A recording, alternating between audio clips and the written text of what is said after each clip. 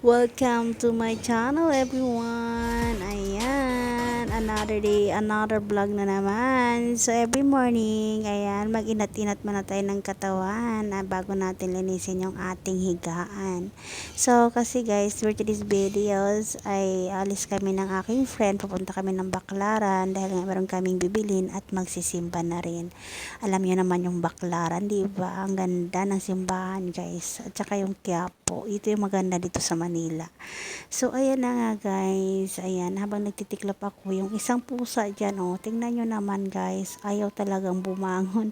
Kukulutin ko nga. Ayan, ayan. Ang cute-cute niya guys. Kinakagat niya pa ako. Tingnan nyo naman siya, oh. Blue eyes siya guys. Alaga ng anak ng aking friend. At sa CR talaga siya nagdudumi. Say hi to everyone, Miming. So, ayan na nga. Ayaw talaga umalis, oh. Tingnan nyo naman. Kinakamot pa yung pong. So, kailangan ko na mag-ready kasi nga mainit na ang panahon. Kahit maumaga pa, alas 7 pa lang. So, itiklop natin tong pom. Ang ganda ng pom ng aking friend kasi natutupi siya. Diba? Ang ganda. Ayan, ilagay natin dyan yung unan. So, okay na yarn. So, napasilip pala ako dito sa bintana, guys. Mainit na sa labas. Sabi ko ba naman, Diyos ko, ang pinakahit ko pa naman ay umalis ng mainit kasi masakit sa ulo. Ay, nakapabida-bida naman si Mingming. Oy, tingnan nyo naman. So, mag-init. So, every morning talaga, hindi talaga mawawala ang kape mga guys, ano. Kasi siyempre, bago tayo alis bahay, kailangan natin magkape. So, yan pala ang breakfast namin for today's videos. Kape at saka tinapay. Yun, siyempre, napag-isipan ko din magluto ng itlog. Kasi nga guys, gusto ko kumain ng itlog. Eh, diba? Ang sarap kaya kumain ng itlog. So, yung aking kaibigan, ayaw niya daw mag-itlog. So, ako na lang. So, kape ko, tingnan niyo naman, stick at saka yung 3-in-1 sa aking kasama. Kasi hindi talaga ako nag-aasukal guys. Natatamisan kasi ako sa 3-in-1. Kaya stick talaga yung tinitira ko. Diba? Adik lang sa kape yarn. So, ayan na nga guys. Ayan. Diyos ko, palakad-lakad ako nakadaster na si Inday. Alam mo, wag nang pansinin yan, no? Nagabitay-bitay dyan. Bahala na kayo kung ano nakita nyo. Pikit-pikit na lang. Uy, so magluluto na ako ng itlog guys. Kasi nga gusto ko nga ng itlog every morning. Pag may itlog naman, talagang kumakain ako. Pero pag wala, di wala. So, ayan. Ayan, parang timong lang pa yan. O, diba? Sino ka dyan? Nawang puso, ayaw din magpatalo yung kaibigan ko na pasilip din. Akala nyo nung ginagawa ko. So, ayan, proceed na tayo sa pag-aayos ng sarili. Pagkatapos kong kumain at maligo, ayan, ready na si Inday Garutay. Kunting drawing lang sa muka, bakay haggard na, sunscreen lang, kunting mascara, okay na yan. Alam mo naman, pag tayo mga girl, charot, pag umaalis, minsan pag hindi ako talaga tinatamad guys, naglalagay ako ng mga ganyan-ganyan, pero yung simple lang, yung pang-araw ba na makeup. So, ayan na nga, maglagay tayo ng mascara, pati yung ating pilik mata, lagyan yung ating kilay, lagyan mo din ng mascara, no? Dahil nga TikTok is life, syempre bago kami umalis, mag-TikTok muna kami. Ang ganda kayo ng outfit namin, oh, outfit check. Pak, ibudots mo na yan, oh, diba? Hindi na alintan, ang init mamaya, tingnan lang natin. So, ayan nga, dahil nga ay paalis na kami, o, diba, parang mga loka-lokarit lang, hindi ko maintindihan. So, nandito na nga pala kami sa labas ng bahay. Sobrang init nga talaga, guys, ang panahon. Tirik na tirik talaga ang araw, no?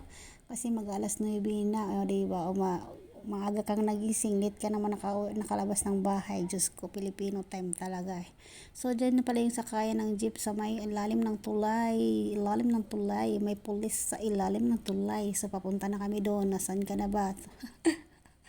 So, ayun, samahan nyo kami guys. Ang init.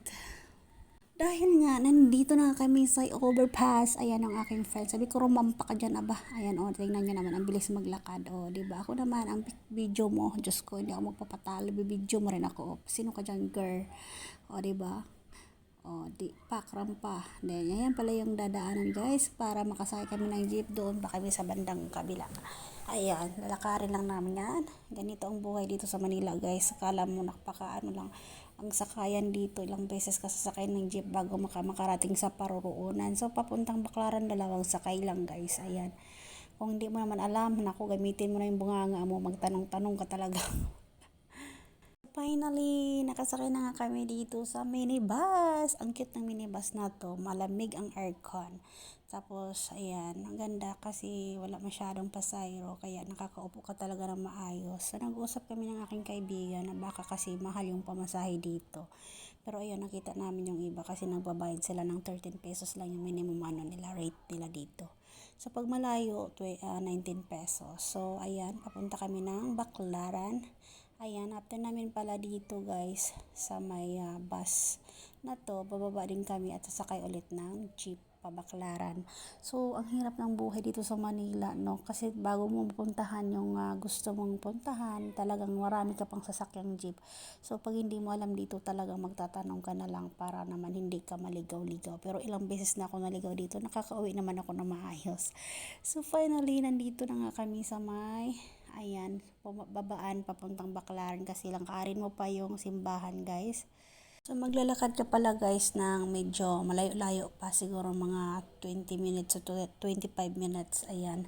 Kung mahina ka maglakad, ako 30 minutes, ayan, sobrang init, pawis na ako, diba? Yung umalis kang fresh, pag mo, haggard ka na, okay lang, at least, ayan, papunta naman kami ng simbahan. So, ayan, papasok dyan guys, simbahan na yan ng Baclaran. So, sa mga nakapunta na dito, diba, alam nyo naman ang Baclaran, napakaganda ng simbahan dito, pati yung Quiapo. So, nakasimba na kami ng Quiapo nung nakaraan lang, pagkatapos ko nga mag-biometric, ayan. So, tiyaga-tiyaga lang talaga guys. Ayan na yung simbahan guys. O, tingnan nyo naman, ba diba? Parang ang saya-saya ko. Kasi nga, malapit na nakikita ko na yung simbahan ng Baclaran. For how many years guys? Mga 6 years ata mahigit bago ako nakabalik dito. So, ang saya-saya lang. So, nito na kami sa loob ng simbahan.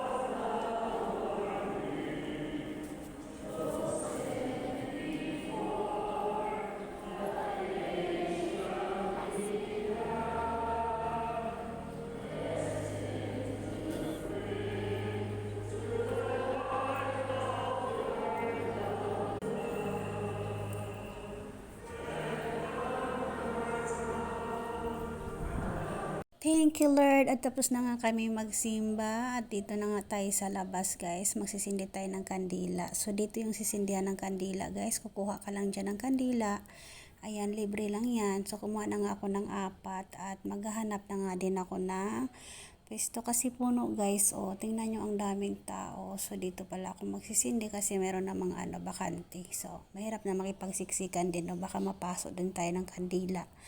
So, ayan, konting lang talaga, tiyaga-tiyaga lang. So, ang sarap sa feelings kasi nakapagsimba ka na, nakapagtirik ka pa ng kandila. Thank you for Lord sa araw na ito.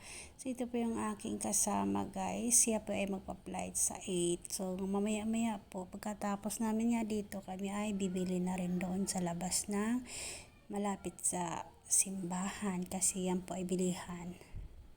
So, pagkatapos nga namin guys magsindi ng kandila, so dito kami sa likod ng simbahan dadaan kasi ang labasan niyan ay mga bilihan na. So dito guys, meron sila dito yung nakalagay na mga barya-barya dyan. Meron din pala sila dito guys, nakandado, ayan yan, diba? Hindi, nagtataka lang ako kung bakit meron ganyan, diba? Kasi hindi ko talaga alam yan kung para saan yan. So ayan, lalabas na rin kami. Ito, pipila na nga kami para mag-order ng aming pagkain. Dito kami sa Jollibee kasi wala kami po nakitang kainan dito guys. Ito lang, sobrang init talaga sa labas kaya ayan, papasok tayo dito sa Jollibee. So, habang hinihintay ko yung aking kasama, kasi nga siya ang kumuha ng order, ayan, muna tayo dito, mag video. So, ayan, sobrang init talaga sa labas, guys. So, hindi pa kami nakapaglakad-lakad, mamaya pa talaga tong init na to.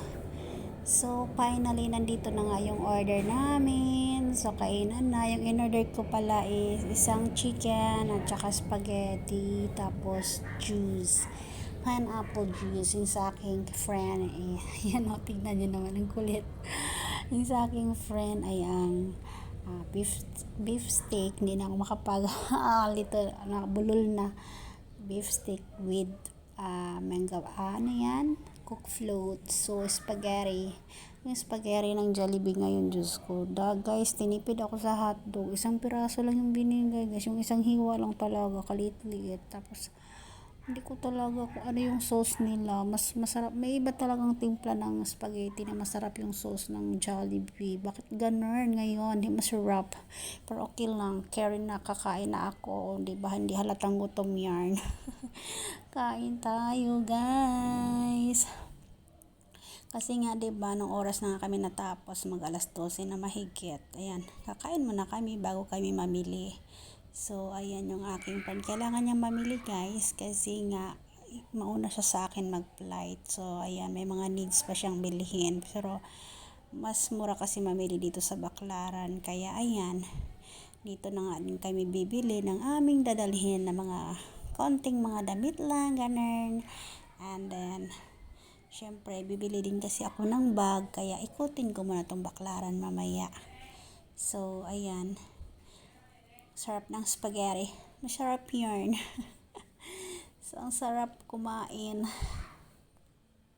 So, ayan, andito pala yung mga bilihan, guys. O, nakabili na yung kaibigan ko, o, diba? Ang daming bibilihin, guys, pero lang talaga ang wala. So, sadya ko talaga dito ay bag, kaya hindi ko na rin na video kung paano ako bumili ng bag. Kasi nga, guys, ang daming binta-binta dito. Mga ano lang naman, mas mura pala dito, guys, kumpara mo sa mga retail dun sa ibang tindahan. Kasi dito makakabili ka ng dalawa, 180, ganun. Tapos sa iba, i-retail nila yan, isang piraso na 180. So, ayan, business nga naman. So, ayan, ang kakit lang ng mga palda kasi gustong-gusto ko ng anak ko yan, kaya na-video ko na din. So, wala naman akong nabili dyan kahit isa. Tingin-tingin lang ba. This is my vlog for today. Thank you for watching. Bye!